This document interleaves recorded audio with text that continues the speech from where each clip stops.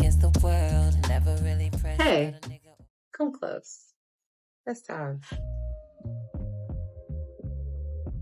Life has been teaching me some really valuable lessons. The same lesson though, through completely different things. Stardew Valley, gardening, music, anime. And at first, none of them seemed connected, but the more I paid attention, the more I realized they were all trying to teach me the exact same thing. So I've been playing Stardew Valley, and I named my farm The Woo. My character's name is Canary, and if you know me, that probably sounds completely random, right? But over the last couple of weeks, I've realized it actually isn't random at all. It might actually explain how my mind works. I've always admired RZA. Most people know him as an artist, but I've always admired him as the architect. The person who could see the entire ecosystem, the producer, the visionary, the one trying to keep everybody moving in the same direction. I understood that because for a large part of my career, that was me. Not because I wanted control, but because I wanted the vision to survive. Then there's Canary. She's from Hunter x Hunter.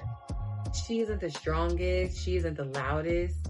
She isn't even the main character. She's the butler, the groundskeeper. She protects what she's been entrusted to protect. She doesn't need recognition or applause because she understands her assignment. And I realized I've been studying stewardship through anime without even realizing it. Then I looked outside at my own garden. When I first started gardening, everything was manual. Every morning, I was checking leaves, checking soil, watching YouTube videos, and I wasn't even trying to become the greatest gardener ever. I was just trying to understand the conditions that allow beauty to survive.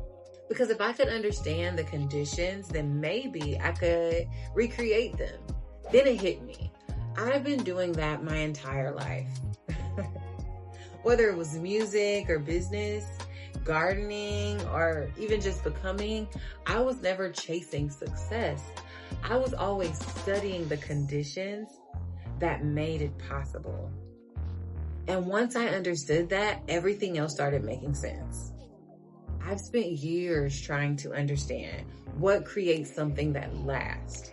My first major placement became a Hot 100 hit instantly. And for years, I kept asking myself, how did that happen?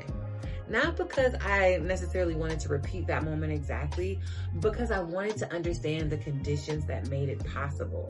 So I studied everything, the environment, the people I was with, the timing of it all.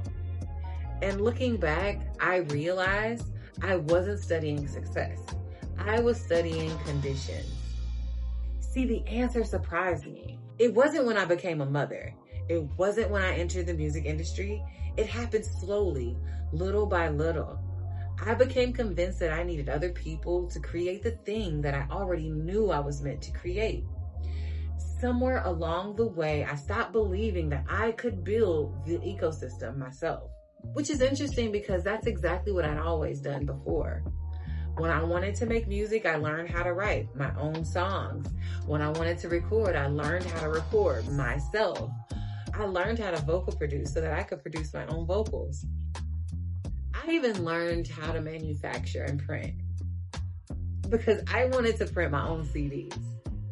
I wasn't waiting for permission. I wasn't waiting for someone else to make it possible for me. I was eliminating every barrier that stood between me and my vision. Then something else became clear. Every excuse I eliminated made me a better groundskeeper. Learning to film, learning to edit, learning business, learning gardening, learning how to protect my attention, my peace, my thoughts. See, every skill removed another barrier between me and my vision. And eventually those skills became systems. And that is the architect. And eventually those systems became something worth protecting. And that's the groundskeeper. Then I realized I wasn't just building a business anymore. I was building an actual ecosystem, and every ecosystem needs someone willing to care for it long after the excitement of building it is gone. Everything I learned was never separate. It was always preparing me to become a better steward, a better person. If you don't know where to begin, we can figure it out together, because I want you free. Because freedom has always been the product. For a long time, I thought I was trying to become something new. But maybe this journey was never about becoming someone else. Maybe it was about remembering who I always been. The little girl who believed she could learn anything. The songwriter who learned to record herself. The producer who learned how to create her own vocal production. The entrepreneur who learned business strategy. The woman who forgot she already knew how to build. Maybe I've been the groundskeeper all along. I used to think success meant reaching the top. Now I think success means building an ecosystem healthy enough that it can survive